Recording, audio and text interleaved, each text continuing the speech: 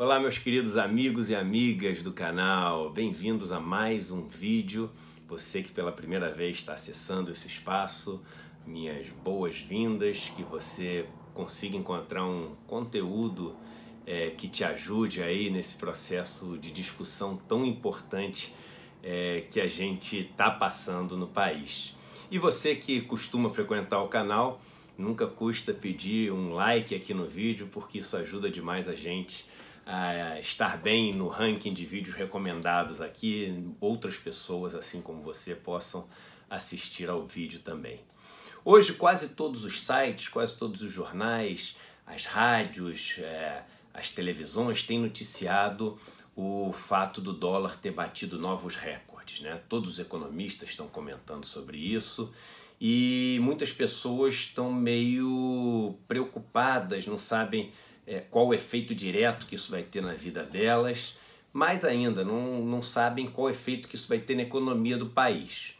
E aí vem o governo, principalmente o ministro da Economia, e diz que a gente deveria se acostumar aí com um dólar mais alto e que isso é bom para o país. Ter um dólar mais alto é bom para o país. O raciocínio utilizado pelo governo e pelas pessoas que defendem as políticas econômicas do governo para dizer que esse dólar alto é bom para a economia é um raciocínio muito simples, que diz o seguinte: com dólar alto, os produtos brasileiros ficam mais baratos no exterior, mais gente vai comprar os produtos brasileiros e isso vai estimular a economia brasileira.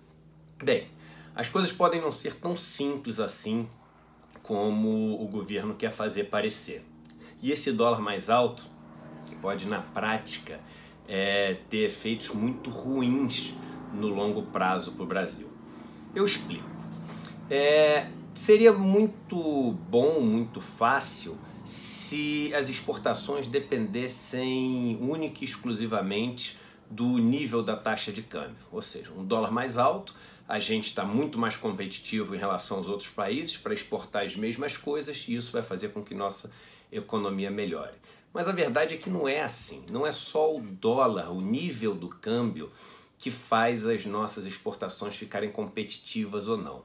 Na verdade, o que faz diferença é saber o quanto a gente consegue produzir com uma mesma unidade monetária aqui e lá fora. Em outras palavras, tem que entrar na conta a produtividade que você tem na sua indústria, no agronegócio, nos serviços que você presta, porque essa produtividade que é o que vai fazer a grande diferença.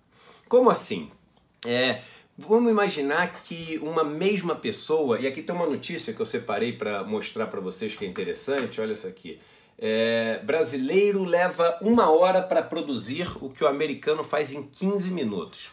Ou seja, enquanto o empregado aqui no Brasil entregou uma unidade de um produto, o americano já entregou 4 unidades desse produto. Só que os americanos não são os campeões mundiais de produtividade, não. Alguns países vão ter entregue 8 unidades desse produto, 10 unidades desse produto. E aí o que acontece? Como ele consegue entregar 4, 10 unidades desse produto, por mais que a gente tenha um câmbio, um dólar que subiu bastante, fazendo com que o câmbio force o nosso produto a ser barato lá fora, a gente consegue fazer muito menos produtos com a mesma quantidade de dinheiro. Ou seja, 1 dólar produz um produto no Brasil e 1 dólar produz 4 produtos em outro país, 10 produtos em outro país. E isso é fruto de 2 coisas, de tecnologia e de treinamento. Ou seja, você tem mais tecnologia embarcada no país e com essa tecnologia você consegue ter um ganho de produtividade muito relevante. Máquinas, equipamentos, sistemas de computação, você tem algoritmos mais eficientes, você tem processos que são processos muito mais eficazes. Isso tudo faz com que você consiga produzir muito mais, ou seja, cada unidade fica com um preço muito mais barato. E aí não adianta você deixar o dólar subir muito, que mesmo assim você vai continuar sendo mais caro que os outros países, com vários efeitos colaterais que te prejudicam muito. Mas vamos entender primeiro por que a nossa produtividade ela está tão ruim, né? Ela nunca esteve entre as melhores do mundo, mas nesse momento a produtividade brasileira está muito ruim no ranking de produtividade no mundo. Vamos lembrar que nesse aspecto é importante olhar ranking, porque a gente está numa competição, ou seja, exportação é isso, é um país competindo com o outro, um ganha, outro perde, né? Você compra de um país, não compra de outro. E a gente já está aqui no Brasil há uns 5 anos com a economia muito deprimida, né? Então você tem ali nos anos de 2015, 2016, uma queda do PIB de quase 8% e depois um PIB parado, né? O que os economistas chamam de flat, né? Plano, né? Ou seja, variando ali menos de 1% por ano. Isso fez, junto com algumas medidas do governo, que os investimentos caíssem muito no país. Tanto os investimentos públicos, principalmente como consequência da emenda constitucional 95, que na prática praticamente proíbe o governo de investir, como o investimento privado, que vendo a economia frágil desse jeito, segura as pontas e também resolve investir só lá para frente quando as coisas melhorarem.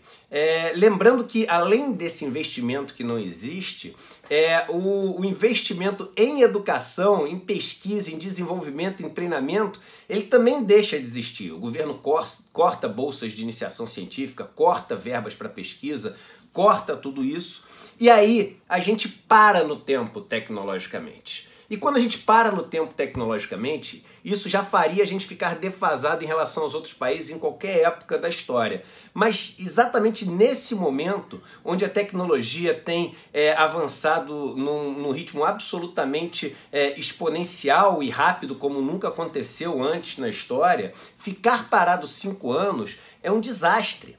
É um desastre. Em termos de produtividade, isso é avassalador para o país. Isso faz com que a gente esteja quase que na idade da pedra comparado com outros países em relação aos nossos métodos e processos produtivos, em relação à tecnologia embarcada na nossa indústria, em relação ao treinamento das pessoas que estão produzindo e gerando riqueza aqui no Brasil. Aí você pega e deixa o dólar subir dessa forma como subiu. Aí olha o que acontece. Tecnologia, essa sim, é dolarizada. Tecnologia dolarizada, ou seja, para você trazer essa tecnologia que os países mais desenvolvidos, que têm mais produtividade, já têm embarcada, você tem que comprar essa tecnologia em dólar. Porque como a gente não investe mais em pesquisa e em desenvolvimento, essa tecnologia ela não é gerada em reais, ela é gerada lá fora e você tem que comprar em dólares. Quando você sobe o dólar pra caramba, fica muito mais difícil você comprar e trazer essa tecnologia de fora aqui para dentro. Mesmo com os incentivos que você tem ao importar coisas que servem no processo de exportação, os incentivos de drawback e outros incentivos, você mesmo assim não consegue comprar mais essa tecnologia e aí você entra num ciclo vicioso de ficar cada vez mais defasado, porque você já está defasado, o dólar sobe, tecnologia dolarizada, você não consegue comprar tecnologia, com isso os outros países avançam mais, a tecnologia fica mais longe, fica mais cara, o dólar fica mais alto, você tem que comprar tecnologia, não consegue, fica mais defasado, e você vai entrando num ciclo, vai ficando pior, pior, pior, pior, pior. A única coisa que você consegue se beneficiar e exportar é o quê? O setor primário.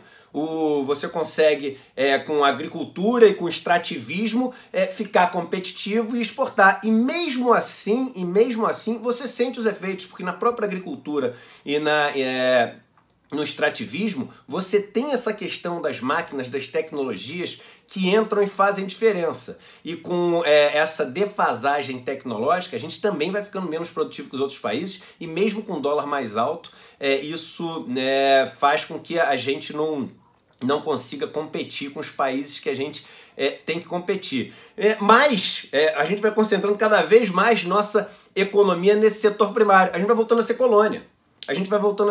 Vai voltando a exportar só minério, cana, milho, soja, e com um problema muito sério, né? Quando a gente pega, por exemplo, o agronegócio aí, áreas enormes, gigantes, com uma monocultura que cada vez empregam menos pessoas, porque esse negócio é cada vez mais automatizado. Então, apesar de você ver um PIB crescendo, né, e provavelmente até nesses setores a gente pode ver um crescimento do PIB, talvez até relevante com essa alta tão grande do dólar, Mas isso não impacta a vida das pessoas.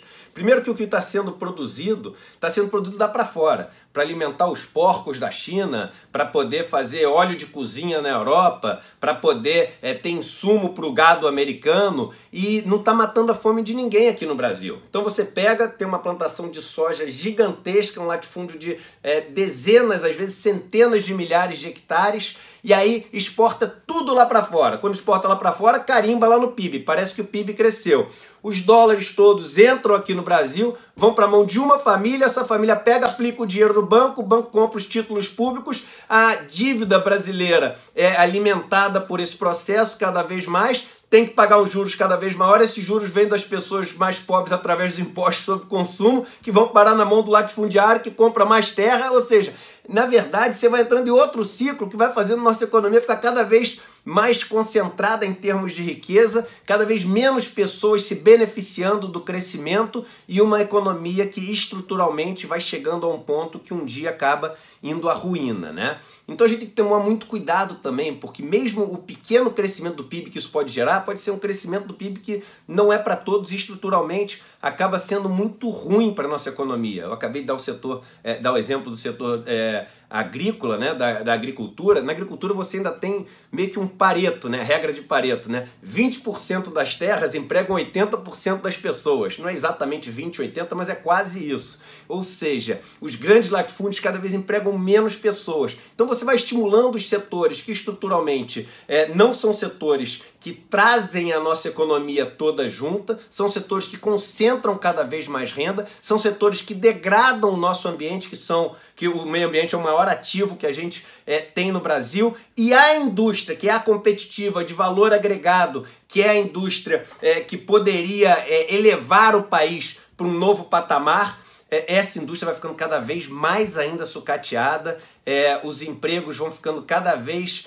empregos de pior qualidade. Cada vez mais você vai ver engenheiros, técnicos, médicos dirigindo um automóvel para um aplicativo, entregando uma pizza de moto, aí daqui a pouco esses aplicativos de automóveis vão ser com carros autônomos, aí eles vão ter que arranjar um emprego mais ainda para baixo, mais ainda para baixo, mais ainda para baixo. Então esse dólar alto, ele acaba sendo muito ruim, porque a tecnologia, que é o que a gente precisa hoje, ela vai ficando mais cara, a gente vai ficando cada vez mais defasado, e aí mesmo com esse dólar alto, a gente não consegue competir com os outros países. Às vezes é melhor você ter um dólar mais baixo, ter um dólar a 3, mas uma economia super produtiva, pessoas que conseguem produzir muito, máquinas que são avançadas e conseguem produzir muito, e você consegue ser muito mais competitivo com dólar a 3 do que com dólar a 4,5. E consegue estar no jogo de estar comprando tecnologia, investindo em pesquisa, investindo em desenvolvimento e fazendo com que o país cresça de uma forma saudável. Então, é mais importante a gente ter treinamento, ter investimento em educação, ter uma política que permita as coisas serem criadas, geradas, surgirem no Brasil, na nossa moeda, no real. Aí sim a gente fica competitivo, porque se a gente cria no real e vende em dólar com dólar alto, aí sim você virou um país competitivo e que tem receitas relevantes. Então isso que é importante as pessoas terem na cabeça. Dólar mais alto, vai exportar, tá tudo bem, vamos com tudo. Não é bem assim que as coisas funcionam, tá bom? Aproveitando que a gente já está falando sobre variáveis econômicas, não poderia deixar de falar. Essa semana e na próxima está acontecendo aquele curso que eu criei ao longo do ano, a nossa super produção, né? A gente foi super ousado, fez uma produção nível Netflix aí, com 4 aulas de curso ensinando renda fixa, ações, fundos de investimento, tesouro direto, tudo para vocês e 100% gratuito. 4 aulas de meia hora cada uma, e é o nosso presente aí para todos vocês que querem entender o básico do mercado financeiro, num altíssimo nível de qualidade de imagem, de infográficos, etc., num nível de simplicidade, facilidade para todo mundo poder entender e sem gastar nada. A primeira aula foi segunda-feira, ela ainda está no ar, eu vou botar o link para vocês poderem assistir a primeira aula aqui. Vale a pena para vocês verem que eu não estou falando nenhum exagero, tá super legal mesmo. E as outras aulas acontecem essa quinta, na próxima segunda e na outra quinta. Se inscrevendo para fazer a primeira aula, você pode fazer tudo. É gratuito, eu acho que vocês vão gostar muito. Um abraço para todos vocês e vamos com tudo, sempre acreditando. Nosso país tem jeito, é só a gente fazer as escolhas corretas.